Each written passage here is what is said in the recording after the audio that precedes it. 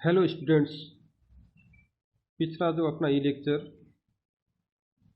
जिसमें हमने पढ़ा थर्मोडायनेमिक सिस्टम के बारे में, और आज का जो अपना ई लेक्चर है इसमें हम पढ़ेंगे टाइप्स ऑफ थर्मोडायनेमिक सिस्टम या classification of thermodynamic systems. Generally हम सिस्टम को जो क्लासिफाई करते हैं वो तीन तरीके से करते हैं: ओपन सिस्टम, क्लोज सिस्टम और आइसोलेटेड सिस्टम। लेकिन अगर अंदर के मटेरियल के बेस पर भी कई बार उसका क्लासिफिकेशन किया जाता है तो उसके बेस पर दो प्रकार के होते हैं: हेट्रोजीनियस और होमोजीनियस। और बाउंड्री वाल हीट को अलाउ कर रहे नहीं कर रहे उसके बेस पर एडियाबेटिक सिस्टम के रूप में भी हम इसको क्लासिफाई करते हैं। और जो हेट्रोजीनियस और होमोजीनियस सिस्टम है तो हेट्रोजीनियस के भी तीन पार्ट हो सकते हैं, उसमें भी ओपन, क्लोज और आइसोलेटेड सिस्टम हो सकते हैं।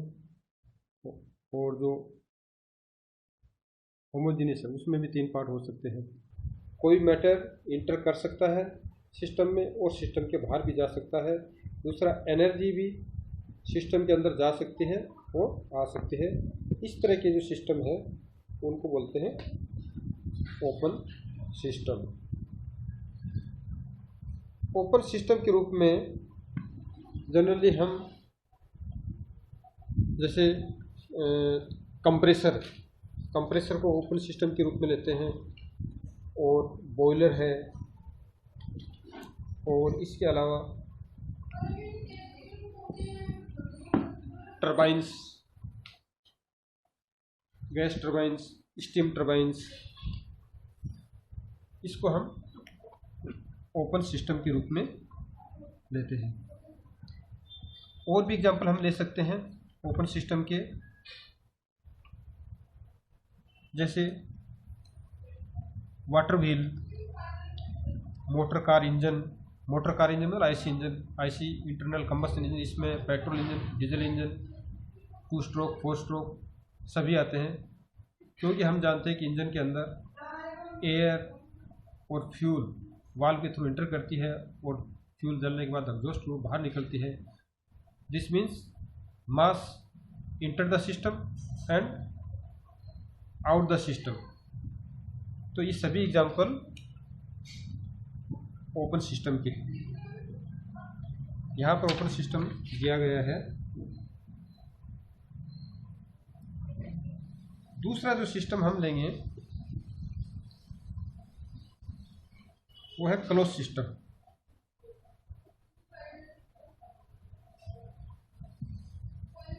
क्लोज सिस्टम वह सिस्टम होता है, वह थर्मोडायनेमिक सिस्टम जिसमें सिर्फ एनर्जी एक्सचेंज होती है, ऊर्जा का अंतरण होता है, द्रव्यमान का अंतरण नहीं होता। ऐसे ऊष्मागतिक तंत्र को क्लोज सिस्टम या बंद तंत्र कहते हैं। इसके अंतर्गत कई सारे एग्जाम्पल हम लेते हैं, जैसे बिना वाल्व का पिस्टन सिलेंडर अरेंजमेंट। अगर वाल्व होगा, जैसे कि इंजन के अंदर होता है, आईसी इंजन के अंदर, तो फिर वो ओपन सिस्टम के अंदर का आ जाएगा। लेकिन अगर वाल्व नहीं है तो वो सिस्टम क्लोज सिस्टम कहलाएगा। इसके अलावा बम कैलोरीमीटर, विद्युत बल्ब। तो विद्युत बल्ब यहाँ हम जो बात कर रहे हैं वो फिलामेंट वाले बल्ब की बात कर रहे हैं। उसके अंतर्गत गैस, नाइट्रोजन गैस भरी रहती है, फिलामेंट होता है और पूरी तरह से पैक होता है।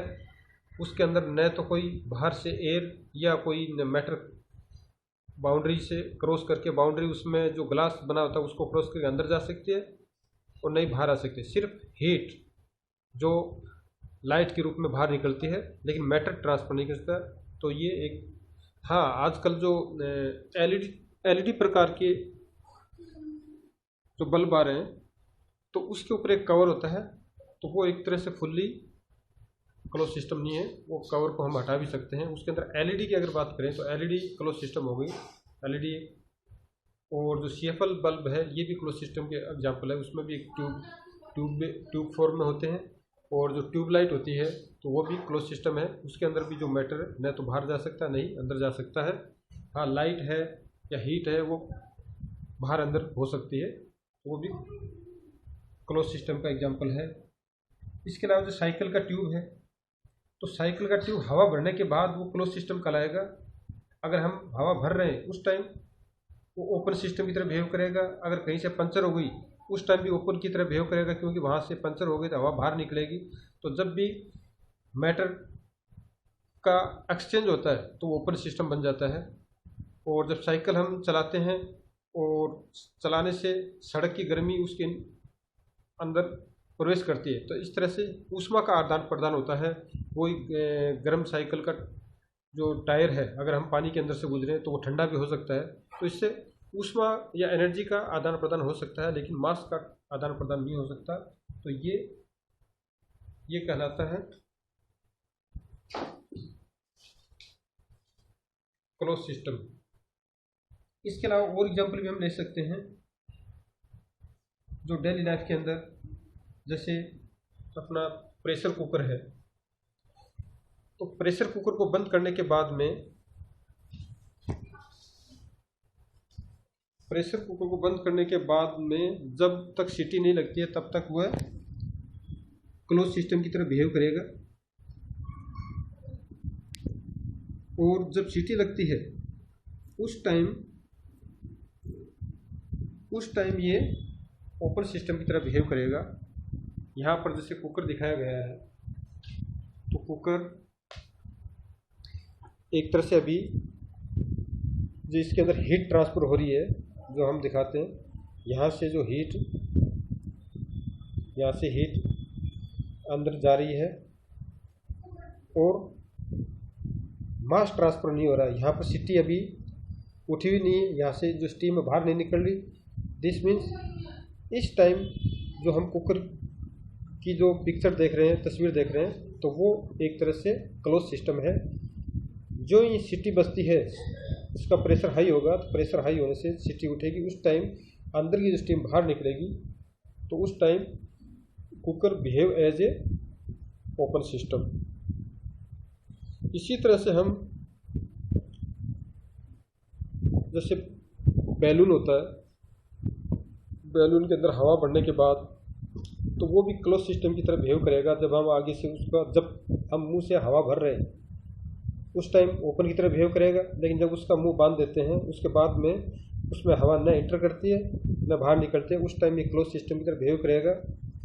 अब यहाँ पर जो एग्जांपल दिखाया गया है, ये जो प्लेट के अंदर रखा गया है, तो इसकी जो साइज है वो अभी एटमॉस्फेयर टेम्परेचर और प्रेशर पे है, इसकी साइज बड़ी है। यहाँ देखिए प्लेट के अंदर ये गुब्बारा रखा हुआ है। इस टाइम जो टेम्परेचर है वो T एटमॉस्फेयर का है और जो प्रेशर है वो भी एटमॉस्फेयर। लेकिन जो ही हम इस बैलून को ठंडे पानी में रखते हैं जिसका टेम्परेचर वायुमंडलीय टेम्परेचर से कम होगा, तो बैलून से हीट उस पानी में ट्रांसफ़र होगी और हीट ट्रांसफ़र बैलून का जो रबर का जो एनवलप है इसके थ्रू होगी, और हीट ट्रांसफ़र होने से बैलून का साइज छोटा हो जाएगा। तो ये अपने पिछले लेक्चर में हमने देखा कि जो बाउंड्री है, बाउंड्री फिक्स भी हो सकती है, वेरी भी हो सकती है। जो कुकर का अपना जो केस था उसके अंदर जो बाउंड्री थी वो रियल बाउंड्री और फिक्स बाउंड्री थी, लेकिन यहाँ पर जो बैलून है, बैलून के अंदर जो बाउंड्री है वो वेरी कर सकती है।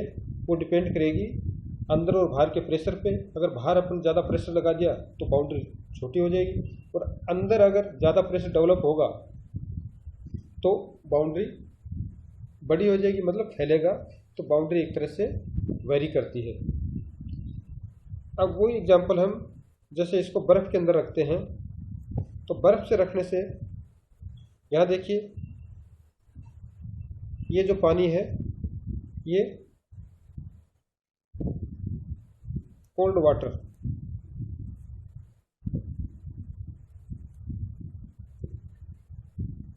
तो बैलून का जो साइज है ये छोटा हो गया, क्योंकि यहाँ पर जो टेम्परेचर है, यहाँ का जो temperature less than T atmosphere, तो एटमॉस्फेयर टेम्परेचर कम होने से उसके अंदर जो हवा पहले भरी गई थी वो एटमॉस्फेयर टेम्परेचर थी, तो हीट बैलून से पानी की तरफ ट्रांसफ़र होगी। एक तरह से ये जो बाउंड्री है बैलून की, इसको क्रॉस करके पानी में जाएगी, तो इससे उसका वॉल्यूम कम हो गया। पहले पूरी कटोरी के अंदर आ रहा था, अब ये बैलून छोटा हो गया। तो ये एग्जाम्पल क्लोज सिस्टम का है। और साथ साथ में इसमें हमने देखा कि हीट कैसे एक्सचेंज होती है, और हीट एक्सचेंज किस वजह से हुई, जो पिछले लेक्चर में हमने पढ़ा, ड्यू टू टेम्परेचर डिफरेंस। यहाँ पर एटमॉस्फेरिक टेम्परेचर और वाटर टेम्परेचर में डिफरेंस है। वाटर टेम्परेचर कम है और एटमॉस्फेयर जो गुब्बारे के अंदर हवा भरी गई उसका टेम्परेचर ज़्यादा है, तो ज़्यादा टेम्परेचर से कम टेम्परेचर की तरफ हीट का फ्लो होगा, और हीट फ्लो होने से जो अंदर का प्रेशर है वो कम होगा। जब प्रेशर कम होगा तो बाहर का प्रेशर ज़्यादा होने से वो उसका आयतन कम हो जाएगा। दूसरी तरह से हम इस तरह से समझ सकते हैं कि अगर अंदर का अगर टेम्परेचर हीट के थ्रू बढ़ाया जाए तो इसकी बाउंड्री फैलेगी, तो एक तरह से सिस्टम सराउंडिंग पर कार्य करेगा, तो work done by the system होगा। जब भी सिस्टम की बाउंड्री फैलती है या उसका आयतन बढ़ता है तो सिस्टम द्वारा कार्य किया जाता है, work done by the system. तो ये किस पे किया जाता है, ये एक तरह से सराउंडिंग में किया जाता है। अगर सराउंडिंग सिस्टम पे कार्य करती है तो उसका वॉल्यूम कम हो जाएगा, और वॉल्यूम कम होने से, और इस वर्क को हम नेगेटिव वर्क बोलते हैं। Work done on the system negative कहलाता है, और work done by the system positive लेते हैं। और जबकि जो केमिस्ट्री के अंदर हम जो थर्मोडायनेमिक्स पढ़ते हैं उसके अंतर्गत इसका रिवर्स लेते हैं। जब भी सिस्टम पर कार्य किया जाता है उसको पॉजिटिव लिया जाता है, और सिस्टम द्वारा कार्य किया जाता है उसको नेगेटिव लिया जाता है। जो हीट एक्सचेंज का जो क्राइटेरिया है, दर्शाने का जो क्राइटेरिया है, उसका जो नोटेशन है उसमें कोई चेंज नहीं है। जो हीट सिस्टम के अंदर जाएगी वो पॉजिटिव और बाहर निकले तो नेगेटिव। तो इस कंडीशन में यहाँ पर जो हीट है वो अंदर से पानी की तरफ गई है, तो एक तरह से सिस्टम के अंदर की हीट क्या हो जाएगी, माइनस डेल क्यू, मतलब हीट कम हुई। तो ये हो गया अपना क्लोज सिस्टम और open system.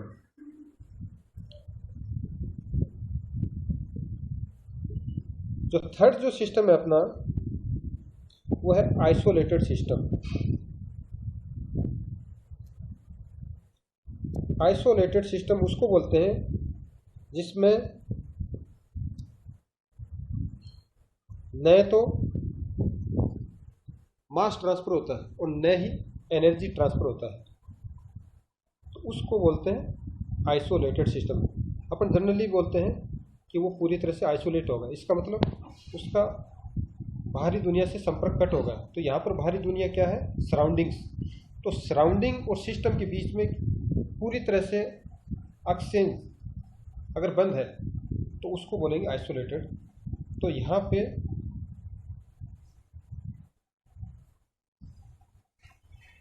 No exchange, mass and energy दोनों का ही कोई एक्सचेंज नहीं होगा, उसको बोलेंगे आइसोलेटेड। तो आइसोलेटेड के रूप में जो एग्जांपल हम लेते हैं थर्मस का लेते हैं,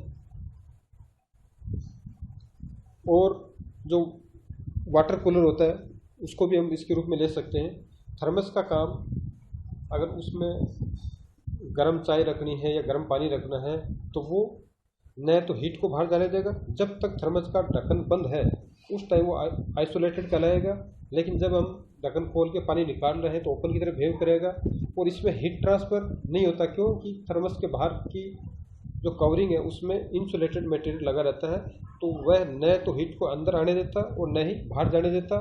और ढक्कन जब बंद कर दिया तो हम मास भी ट्रांसफ़र नहीं कर रहे। तो इस तरह का जो भी सिस्टम होता है तो वो होता है आइसोलेटेड सिस्टम। और एडियाबैटिक सिस्टम के बारे में हमने पहले डिस्कस किया कि ये जो सिस्टम है इसमें बाउंड्री से कोई हीट एक्सचेंज नहीं होता। जब भी बाउंड्री से कोई भी हीट एक्सचेंज नहीं हो रहा तो ये अपनी जो बाउंड्री है यहाँ से डेल क्यू बराबर 0। जब भी डेल क्यू 0, न तो हीट अंदर जा रही है न बाहर जा रही है, ऐसे सिस्टम को एडियाबैटिक सिस्टम कहते हैं। तो पांचवा सिस्टम एक तरह से जो सिस्टम के अंदर का जो मैटर है उस पर डिपेंड करता है कि मैटर किस फेज के अंदर है। अगर 2 फेज में है तो हेट्रोजीनियस कहलाएगा और सिंगल फेज में है तो होमोजीनियस कहलाएगा। तो होमोजीनियस की जो शर्त है वो ये है कि वो फिजिकली और केमिकली होमोजीनियस हो। फिजिकल का मतलब फेज एक जैसी हो। अगर सॉलिड है पूरा जो लिक्विड पूरा जो सॉलिड होना चाहिए, पूरा मैटर सॉलिड होना चाहिए। लिक्विड है तो पूरा मैटर लिक्विड होना चाहिए। अगर गैस है तो पूरा गैस होना चाहिए। दो चीज़ का मिक्सअप है तो मिक्सअप में भी अगर फेज वही है और केमिकल कंपोजिशन भी एक जैसा है तो भी होमोजेनियस कहलाएगा। तो केमिकल कंपोजिशन अगर अलग है तो हेट्रोजीनियस और फेज अलग है तो भी हेट्रोजीनियस कहलाएगा। जैसे पानी और जो बर्फ़, तो बर्फ़ सॉलिड है और पानी लिक्विड है, फेज अलग अलग हो गई। तो इस तरह के जो सॉल्यूशन है या जो मैटर है उसको हेट्रोजीनियस सिस्टम कहेंगे। इसी तरह से पानी के ऊपर अगर गैसोलीन डाल दें या जो वेजिटेबल ऑयल है वो डाल देंगे, वो आपस में मिक्सिबल नहीं है, एक दूसरे में घुलनशील नहीं है। तो घुलनशील नहीं होने की वजह से तो उनका जो केमिकल कंपोजिशन और किसी भी पार्ट का अगर कंपोजिशन देखेंगे तो वो डिफर पाएगा। अगर सिस्टम के अंदर से किसी भी बूंद और किसी अनदर बूंद से कंपेयर करें तो और पूरी तरह से अगर वो एक जैसी है तो होमोजेनियस कहलाएगा।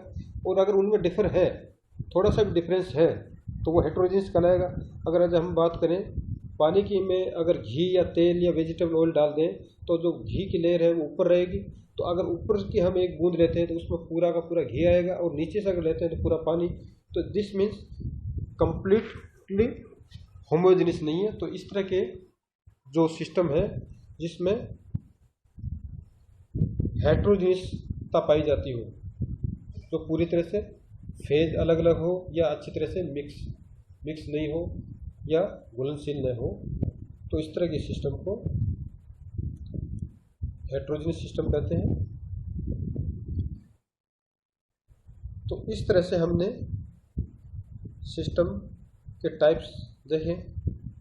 हाँ, एक चीज़ जो आइसोलेटेड सिस्टम है, अब थर्मोडायनेमिक जो सिस्टम की अपन जो डेफिनेशन देते हैं उसके अंतर्गत ये हम मान के चलते हैं कि ऊष्मागतिक तंत्र या थर्मोडायनेमिक सिस्टम उसी टाइम से कहलाएगा जब उसमें हीट वर्क या दोनों का आदान प्रदान हो।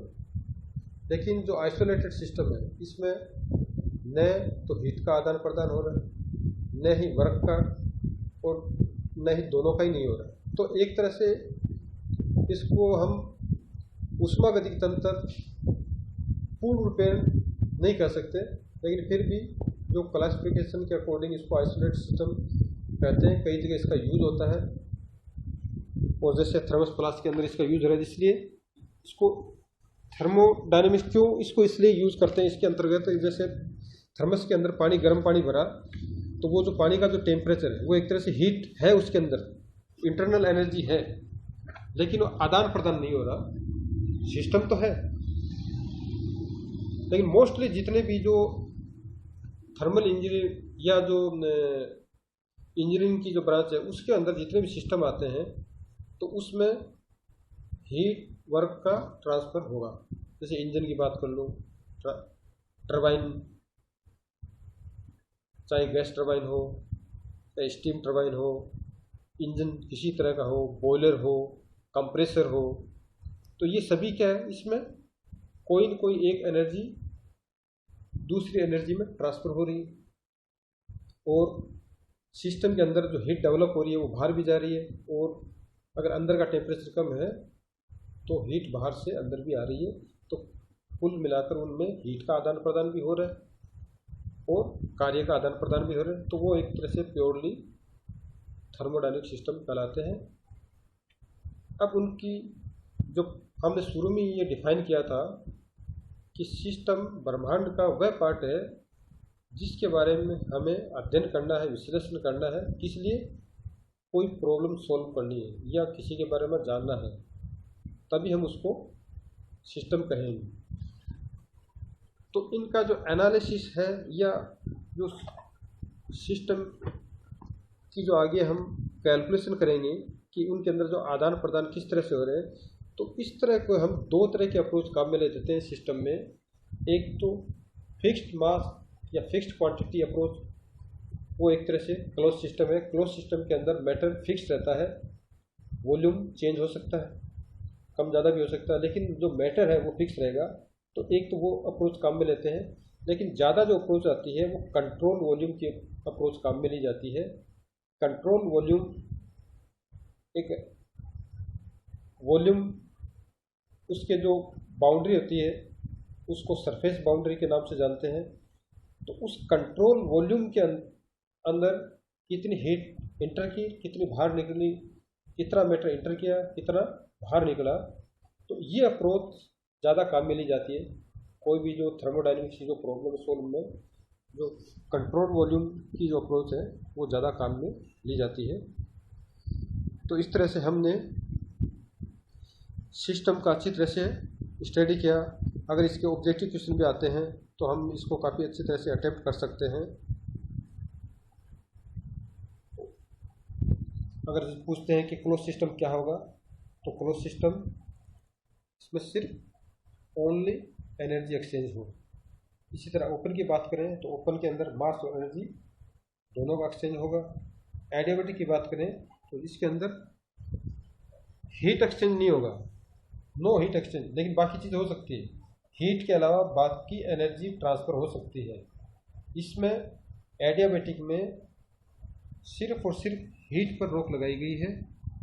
और हमने पहले भी पढ़ा था जो बाउंड्री है, तो बाउंड्री को डायाथर्मिक और एडियाबेटिक, डायाथर्मिक वो बाउंड्री होती है जिसके अंदर से हीट का आदान प्रदान होता है, और एडियाबेटिक वो बाउंड्री जिसके अंदर से कोई हीट का आदान प्रदान नहीं हो। बाकी एनर्जी वर्क है वो उसका आदान प्रदान हो सकता है, मास का भी आदान प्रदान हो सकता है,